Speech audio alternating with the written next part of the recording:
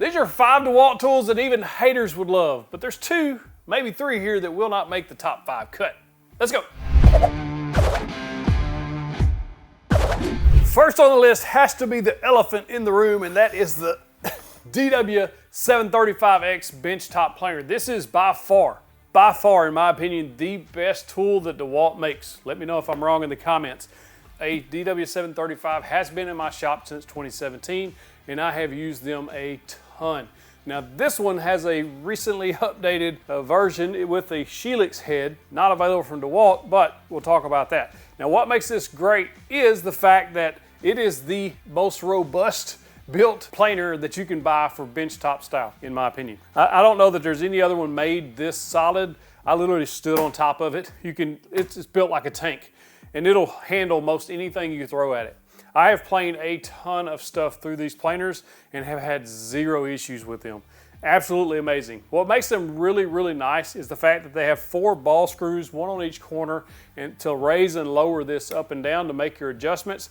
And that makes it super solid so that when you're running the boards through the planer, nothing moves. You may know some planers, some benchtop style planers, there's a head lock on there that you have to lock down to prevent that from raising up as the board goes through that. This will not do that, and you don't have to have that lock on there. Raising and lowering this planer is easy. It got a really nice big turn wheel, so the adjustments are absolutely awesome. You can mount this to a cart, you can carry it in and out, whatever you need to do. It is a little bit on the heavy side. That's not a bad thing, especially when you're planing long boards and things like that. This also has 2 speeds, a fine and a coarse, so it'll spin the blades faster or slower depending on what speed setting you put that on. Another major thing that I love about these planers is this indicator right here on the front that lets you know about how much material you're going to take off. I've not seen any other planer that has one this good. Most of them are kind of jinky, but this one works extremely well. When the board slides in, you can bump it in there to figure out about how much you're going to take off on each pass. Planer also has a nice little depth setting or a quick depth setting that you can use to drop it down just a little bit each time. I like that feature on here. And if you don't have a dust collector, these things have a blower inside that will extract that dust out of there, so you don't even need a dust extractor or dust collector. For a long time I didn't have a dust collector, and I literally just run a hose from this out to the side of the house and just blew the dust out that way. So you don't need a dust collector just to use one of these. Now the DW735 comes without these in-feed, out-feed tables, but the 735X includes the tables and 3 extra blades. And the blades actually last a very long time. They're double-sided, you can flip them around, so you literally, with the 735X, you're basically getting 4 sets of blades because you can reverse those blades. Now this is a straight knife planer from the factory. In other words, just those straight blades, but you can upgrade this to the Bird Helix helical head, which this planer has in it. You can buy it either from Bird already pre-installed, I'll link to that in the description, or you can buy the head aftermarket. There's actually 2 different ones you can buy aftermarket. One's a 1/16 inch less diameter, so it's easier to install, and then there's one that fits the OEM size head. If you get the smaller one, literally it's just going to throw off your measurements, but if you upgrade it to a digital readout like this one has, then you can adjust that. It won't make no difference. Now, I've tested a bunch of different planers on this channel. Probably the one that comes closest to this is the Oliver planer. It's been out of stock for quite a while. It has the Bird Helix helical head, but it's the old benchtop style planer. The way it's shaped and formed and everything, I'd still think this is a superior model to that, especially when you add that Bird Helix. And if you look at this versus something like the Craftsman budget option that I reviewed, this is leaps and bounds ahead of that.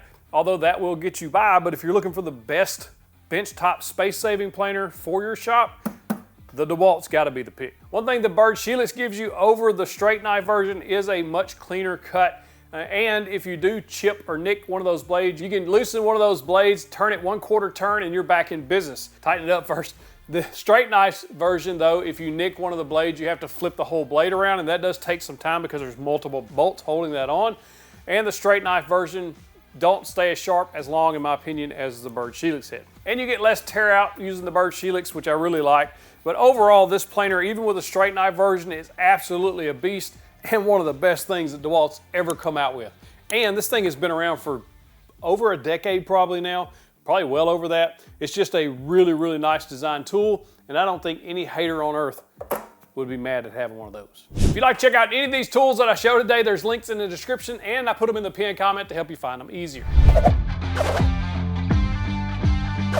Number 2 on the list has to be the DeWALT routers, both the corded and the cordless version. If I'm telling you to buy one router and be done, it would be the DW618. I've had this for a very long time. It has been nothing short of impressive on the power as well as the performance that you get out of this router. This is a fixed and plunge-based router.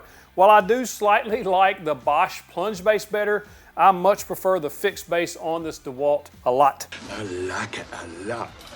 It is a very, very nice planer. I have done so much with this planer, I can't even tell you how much I've done. It's absolutely awesome, and you can mount this in a router table if you need to. Super powerful. I've routed grooves in this workbench for T-track.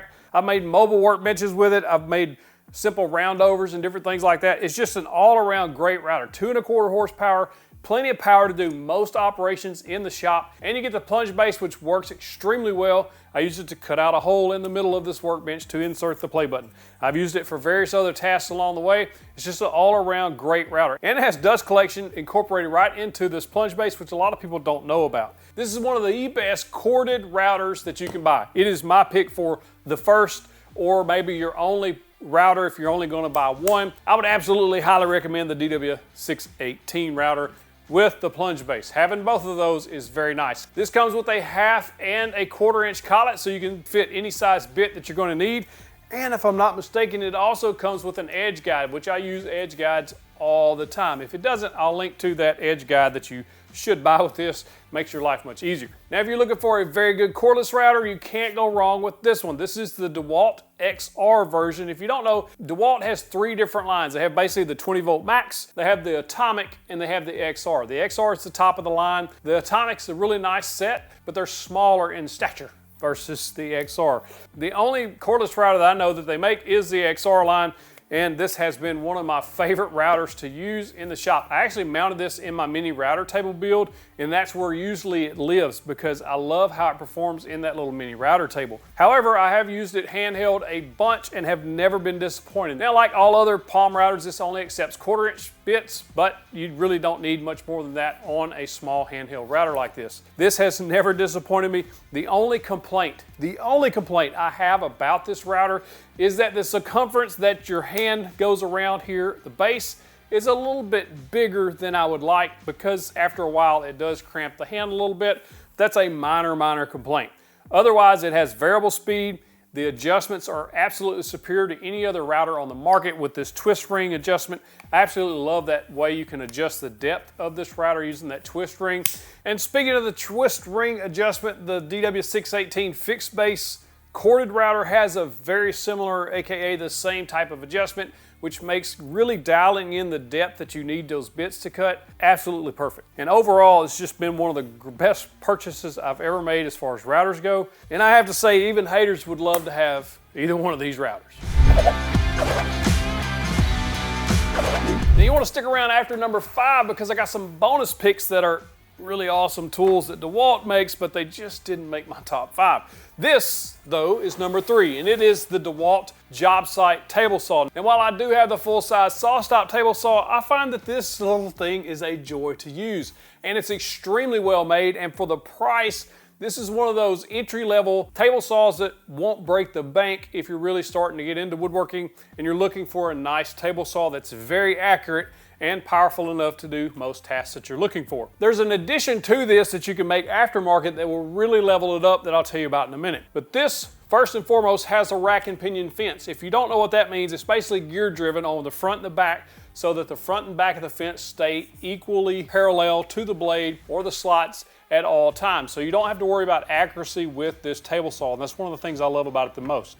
This is a smaller saw, so it's going to take up much less space. You can build a workbench around this if you so chose, or you can just leave this as a benchtop model that you can take in and out of the shop. So if you're limited on space and you need something transportable, or if you're using it on the job site, this might be the way to go. This does have a high and low fence option so that if you're ripping thin stock, you can use it for that. And when you extend it all the way out to the furthest rip capacity, that low fence actually converts into a material support out here where you don't have any support without that. Making adjustments on this saw from 0 all the way to 45 is very easy. It has a lock switch. You just turn that, move it to where you want it, and then lock it back down. Raising and lowering the blade, the same thing. Nice little twist handle. The blade comes up, One bonus about this little table saw is the blade that comes with it is actually pretty good. Most of the time when you get a table saw, the factory blade aren't that great on them. Even the SawStop's blade was really bad. This one's very good and will work for most people's applications when you're starting out. Now, a couple things to note on this is the miter gauge that goes with this is really small and it's really bad. It's just not, I don't even know why they put it in there. It's not great. There is one called an Incra V27 that I recommend a lot on the channel. It's a really nice upgrade. It'll work with this and it'll make your miter cuts much more accurate if you want to use something like that. And because this is so small, one of the best upgrades you can make to this is there's a bow extender fence that attaches to this fence here. Will give you in-feed and out-feed support. So if you're cutting long boards, they don't just fall off the back. And it also adds vertical pressure for the feather boards on the side of that you can attach to that fence. Helps hold that pressure on that board to make more accurate cuts and safer cuts. I highly recommend something like that if you want to upgrade a job site saw to make it a lot more usable in a shop setting or even on a job site. Now this is the 8 1/4 inch. In other words, it has an 8 1/4 inch blade on it. There is a 10-inch version that is very similar to this if you wanted a full-size saw. A little bit bigger, not much, but you do get that full capacity on the blade. However, I've been very pleased with this 8 1/4, but I do have the option of the SawStop when I need it. Overall, I think this is a solid pick from DeWALT.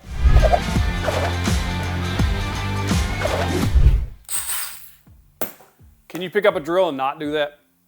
I don't think so.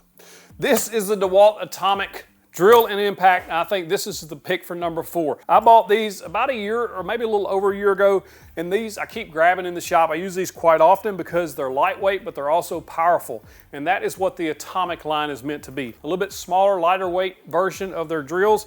You can get the XR line, which are a little more powerful, but they're also a more bulkier. So for shop setting, I think these are kind of the perfect set if you like DeWALT. I've used these on several projects for drilling, impact driving screws. There's not a whole lot to say about these. The drills have the adjustable clutch like every other drill. It is also a 2-speed drill, and the battery life works really well. These are brushless tools. Just overall great tools from DeWALT. I bought this as a combo set with the drill, the impact, and batteries, and I think for the price of this set, it's one of the better values out there for a drill and driver if you want to get into the top of the line type tools, DeWALT, Milwaukee, etc. Now you can get some budget options that are a little less expensive, but for what you're getting, I think this will last you a very long time and you'll be very pleased with it. A couple of features I really like about this set. On the impact, there are 3 LEDs surrounding the bit, so if you're up into tight spaces or dimly lit places, these are really nice. They light up everything nice. Has standard forward reverse switch just like every other drill, or most of our drill. It's a really powerful impact for driving screws, and it accepts standard 1/4 inch bits. The drill light is down here on the base like a lot of drills. I do wish that they would figure out a way to get up there around the top, kind of like I believe it's the Craftsman line that has the glowing ring around it. That's a pretty cool idea. Wish DeWALT would take that into consideration. Overall, fit in the hand nice, they're very powerful, and just a great set if you're in the market for a drill and driver. I don't think you can go wrong. And they're part of the 20-volt max battery platform, so if you have other 20-volt max tools, they'll fit and work just fine. Stick around after this number 5 pick because there's 3 that should have even been included in the top 5. This is the DWS 779 miter saw. I bought this in 2017. This is a picture of me the day I brought it home. You see the happiness on my face. I have loved this saw since the day I bought it. This was my first big tool purchase that I ever made, and I have not regretted a single day of owning this miter saw. I think this is probably the best miter saw for most people if you're just getting into woodworking. It is extremely accurate. You can do cuts from 0 to 60 degrees, or you can do this hack that I do with a 2x6 double stick tape it. Whole video on that I'll link later. You can cut more than 60 degrees on it. It also has 12-inch blade, so you're getting a lot of capacity there, and it's a sliding saw, so you can make sliding cross cuts, so it really expands that capacity. I've cut a lot of plywood with it, cross-cutting plywood and things like that. Just a really, really good saw for that as far as capacity goes, and you can do bevel cuts if you wanted to do trim, things like that. It has plenty of power to cut through anything you want to cut through, whether that be hardwoods or softwoods. And at the price point that you get this at, it's a solid saw that's going to last you for years. There's only a couple of complaints I've ever had about this saw. First and foremost is this little jinky clamp thing that most all miter saws come with, other than the Festool that has one that works well. This is kind of jinky. It doesn't work that great. It works, but not great. One thing I love about this saw is it's accurate, very, very accurate. You set it on 0, you cut a 90-degree cut, and it's perfectly square every single time. I have never had any troubles with accuracy out of this saw, or power, or capacity. It just works. It's just a workhorse in the shop that I don't think you'll ever be disappointed with. A few of the features I really like about this saw, it does have a depth stop setting, so you can actually cut dados and things like that, half laps, all that stuff with this saw, and it's accurate, so you can actually do that with the saw. I like the fact that it's micro adjustable. All in all, out of all the years I've been woodworking, this has been one of my best purchases I've ever made. And dust collection could use a little bit of improvement, but I did buy an aftermarket part and put on there that helped it, but it's not bad out of the gate. I used it for a very long time without any modifications and think that this is one of the best miter saws that you can buy at this price point. There is one model above this called the DWS780, which as far as I can tell only adds a shadow line on the cut. And honestly, I don't think it's worth the upgrade for the price when this works extremely well for what you're getting. I have not been disappointed with this saw, ever. Bonus pick number 1 is not the drill. It is the attachment that goes with it. This is one of those, it could have made a strong argument to go in the top 5. This is a right angle drill attachment.